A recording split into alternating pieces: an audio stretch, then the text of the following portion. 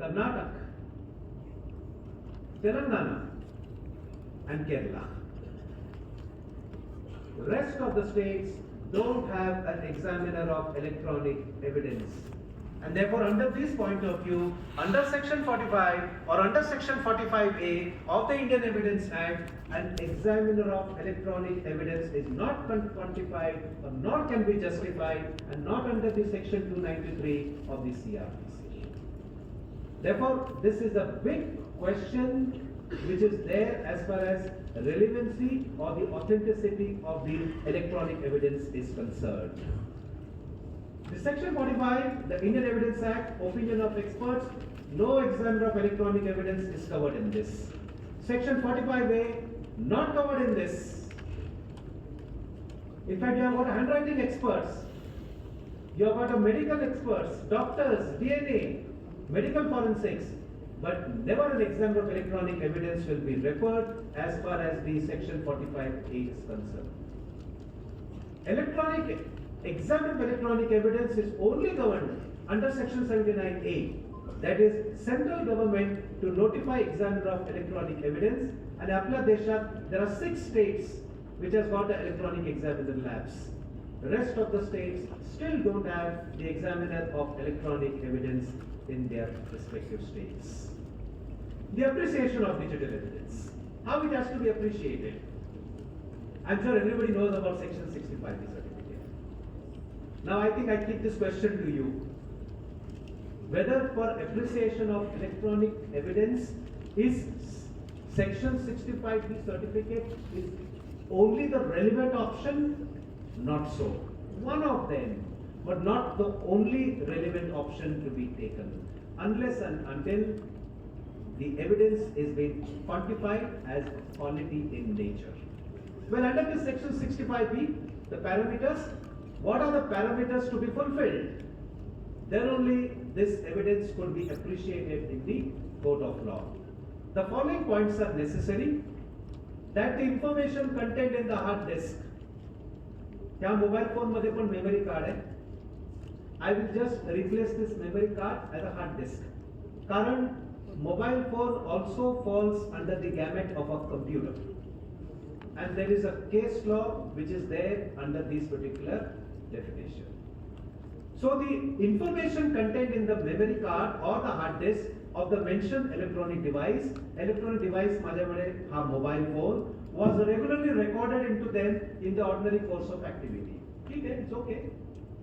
देशमुख साहेबांनी मला message पाठवलं ना मला. It is stored in the ordinary course of time. It is there in my device. So that particular factor is quantified, tick marked. Point number 2, that during the period in question, the mentioned device was operating properly at all times. Yes, it was operating at all times. There was no problem in the device. So it means कि what Deshmukh साहेबांनी मला जो message पाठवलाय मला, the WhatsApp message पाठवलाय मला, my device was not having any problem. It was working properly then. Now also it is working properly now. So this particular parameter also gets to be satisfied. That the computer hardware and software used in the computer system have built-in security system. Yes, it is there. But who checked my mobile whether it was rooted or unrooted? And till the time it is not being checked, this parameter also gets tick marked, and therefore under Section 65B, I can just take the printout of this particular message which has been sent to me, attach it under Section 65B certificate and bring it in front of the court. And all these parameters also are fulfilled. But if you see, the last parameter is not fulfilled, because nobody checked whether my device was rooted or unrooted. If my device was checked to be rooted or unrooted, then the truth would have come out that this particular chat was modified, misconstrued, changes were made. One more question I want to bring to your notice. महत्वाचा प्रश्न आहे, mobile एकदा root करून can the same device be unrooted again? The answer is yes. I hope you are getting me. Can the device which has been rooted, can it be unrooted again? The answer is yes. Can it be rooted again? The answer is yes. Can it be unrooted again? The answer is yes. Then how do you believe? That's the reason that whenever there is any doubt, a reasonable doubt in place, the device has to be sent to the forensic lab. It has to be sent to the forensic lab, but it has to be sent to a forensic lab which is notified as an examiner of electronic evidence. Otherwise, that device will be sent to that lab, and if that lab is not quantified as an examiner of electronic evidence, once again the question will be crept across how to rely on the report which is given by the lab. And therefore, under these circumstances, our question is very important to be asked to the forensic lab. Me questionnaire bhagto me what are being sent by the police. I'm not criticizing them, but I see the questionnaire what they send. The questionnaire should have relevant questions to be asked. Question number 1, whenever there is any device which has been seized, the question number 1, when it is sent to the forensic lab is, the device which is being sent to you, is it rooted or not? Question number 1. Question number 2, what is relevant to that case? In some of the cases, आपण काहीच प्रश्न पाठवत नाही आपण. What does the forensic lab does? They do all the extraction of images, extraction of a data, extraction of a document. It becomes such a big voluminous file. Out of that, we require only 2 pages, but the report is of 2,000 pages. What's the use? So you should be relevant to what exactly it is required. Number 3, the question is about, say, for spoof messages. Whether that particular spoof message is found in that device, if at all it was found, is there any app or a tool which is found in that device by which this evidence was fabricated, or evidence was modified, or evidence was misconstrued? And number 4, and the most critical point of view, and that is, whatever you want, please ask them in what format you want. कारण जेव्हा ते पाठवतात, most of the things they don't work in the code because there is no software available to run that. So ask them in a format where it can be produced in the code, where it could be relied, it could be believed, and then the justice system can prevail as far as that matter is concerned. Just mere section 65B doesn't quantify that the evidence which is being extracted or collected is authentic or relevant to the nature of the crime or to the offense. Well, going ahead, when is it applicable? Upon section 65B मध्ये you take the signature. Once again, let me come across, because 8-9 years almost I assisted the law enforcement agency, and I found one person signing the section 65B certificate as far as a criminal offense is concerned, and that is the constable. Now if you see the section 65B certificate and the signature, there are 2 parameters, either one to be satisfied for signing. Either the person should have an official capacity, or he should have the control of the device, or he should monitor the device. Where is the constable, the official controller of the device? No. On what particular point he has the monitoring of the device? No. So no section 65B has to be certified or signed by the constable. The section 65B certificate has to be signed by a person who is holding an official position. If tomorrow, if my mobile phone is seized, if I am accused in a case, if this mobile phone is seized, my section 65B is irrelevant. It has to be sent to the forensic lab. जेव्हा आपण forensic lab मध्ये mobile पाठवतो, hard disk पाठवतो, please don't ask for a section 65B for them, because they will be doing the forensic from the original device, and therefore no section 65B is required. Section 65B certificate is only and only required when the primary device is not been submitted and the evidence is being extracted from the device, where it is copied into a pen drive or onto a CD or into a printed form. Then and then only the section 65B certificate is required, either who controls the device, either who manages the device. कुठल्याही आता एका gold shop मध्ये, jewellery shop मध्ये जर कुठलाही particular there is a theft which takes place. At that moment, the owner of the jewelry shop need not sign that section 65B, because when he will be asked to depose in the court, he doesn't know how the DVR works. Then who should sign the section 65B? The person who manages or controls that particular DVR, and that is the maintenance engineer of that particular shop of that DVR. He should sign. Number two, when the constable or whoever signs from the police, he doesn't know the architecture of that mobile. Whether the mobile was working in proper condition that time, I don't know. How do you know that the evidence which has been extracted is authentic in nature? I don't know. Whatever was there, I have taken it into the part. All becomes infructuous in nature. And therefore, the signing of that section 65B certificate should only be done by the person either who is the official controller of the device or who manages or operates that particular device. Some sections, some part I want to share it with you. हाँ format है. Section 65B चा हा format है. Me presentation I will keep this at your end. Then a presentation by this they can take it across. It is for you. Whoever wants can take it up. So this is the format of the section 65B certificate. And under this format, the information has to be taken or extracted. One more thing I want to attract your attention to, and that is hash value. Very important. What is a hash value? Hash value means that the digital integrity of the data is authentic and may not be questionable in the court of law. Even if it is questioned, you can say that the data which is extracted is authentic in nature. I can tell you in many of the cases, at least on the criminal side I will tell you, बऱ्याचशा cases मध्ये hash values have not been calculated. Chapter 3 of the Information Technology Act talks about relevance of hash value.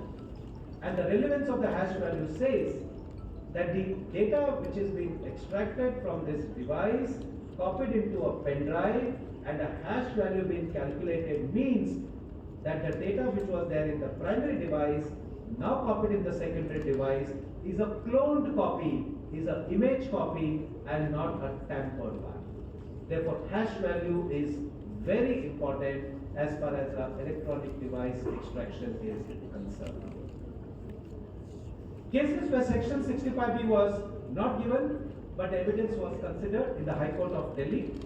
True caller report is admissible.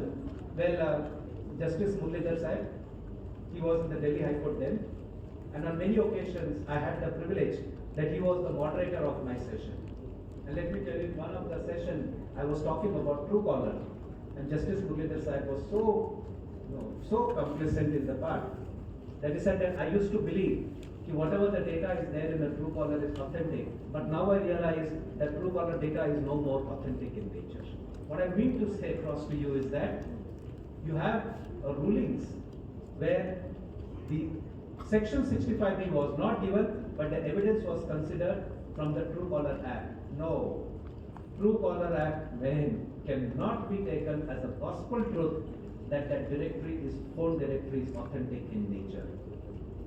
Time of section 65B certificate, well, the certificate need not be filed at the time of production of the electronic record. It can be filed at the time when the evidence is tendered as evidence, and the subsequent filing cannot reduce its effectiveness. So it can be given tendered at a later on stage, not at the stage when the evidence is being extracted and the crime scene processing.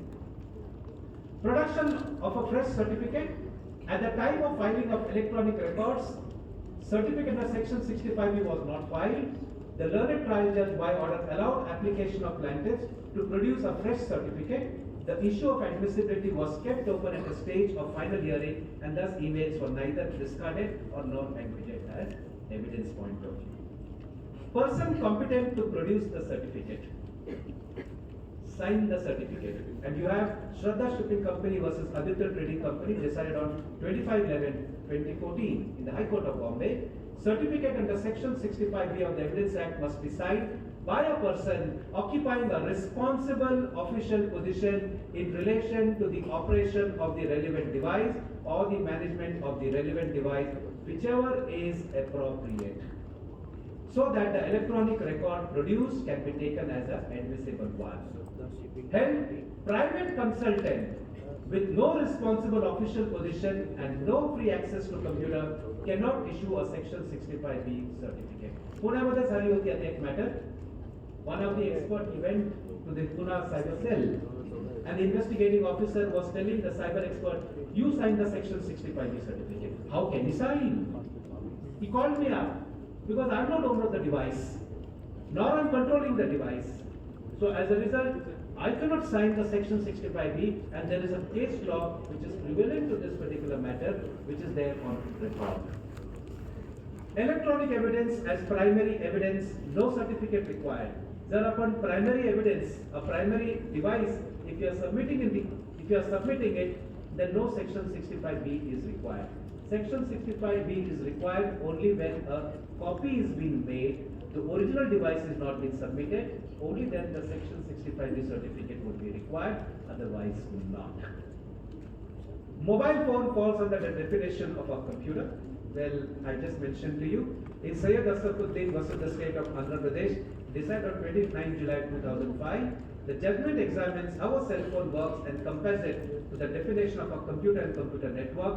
Under the IT Act, hold that a cell phone is a computer which is programmed to do, among others, the function of receiving the digital audio signals, convert into analog, and also send from analog audio signals into a digital form. Therefore, the mobile phone also comes under the gamut of a computer point of view. This is directions on admissibility of emails. Well, in the High Court of Punjab and Haryana, Nidhi Kakkar versus Munish Kakkar decided on 10 to 2011. If the party denies having sent the mail, a section 65B certificate from the operator of the server of what the text contained will be required to authenticate the text of the transmission. Pardon me, there is a change in the provision now. No service provider will ever store the contents of the emails once it is deleted, unless and until the service provider is told by the competent authority for those emails to be recorded and stored. So, तुमच्याकडे असं काही printout असेल आणि त्या प्रिंटआउटचं काही digital copy नसेल, तर you cannot ask the Reddit or Yahoo to authenticate and tell me that this was original in nature or this was there in your system. They can't authenticate it. But let me also tell you, कुठलाही email ID असू द्या, if you want to know the source of location of that email ID, from where it was sent, every service provider will store in their system data only of 3 months and not beyond 3 months. Contents, never it will store unless and until the email is found in the server. But once deleted, no service provider will store that contents of that email unless and until a competent authority orders them for the contents of the email to be preserved and stored. And that too, it will be preserved for 89 days. On the 89th day, there should be one more request to be sent for another 3 months for the contents to be stored, and so on and so forth. What we do, well, I do all this type of a work. In short, what I do, and most of the time, my topic is electronic evidence, cybercrime investigation, and the cyber law. This is what I do in my particular field of the work, what I do across. Well, that's it. That was my presentation. I'm sorry I took 10 minutes more. But before I go, give me 1 minute more. Before you tell me to go away from here. Just 1 minute only I want from you. And that is the SMS point of view. The SMS I never told about. कारण देशमुख साहेब अजून पण burden आहे. He sent an SMS to me. How to prove that he has not sent SMS to me? ह्याच्यासाठी there is a CDR, a call detail record. माझ्या मोबाईलमध्ये माझ्या SMS फोल्डरमध्ये on 5th of March he has sent an SMS to me. To prove whether he has sent or not, the CDR should be taken. Once the CDR has been taken, on 5th of March it should be checked whether there was any SMS which was sent from his number to me. If at all it was sent from his number to me, it will be shown in the CDR. If it was not sent, it won't be shown in the CDR. And therefore it means he has not sent it. Who has sent? Let the police do the investigation as who has sent it. But at least he has not sent it. That particular part can be proven within 10 minutes and his body will be sent. And last but not the least, तुम्ही Google Map use करतात तुम्ही? Be little cautious. Be little cautious. कारण Google stores each and every location of yours. Sir, I had one case of Abori case, that matter, black magic case, in which the complainant said that the accused were there at so and so place where they committed this black magic on me. And this was 3 years before.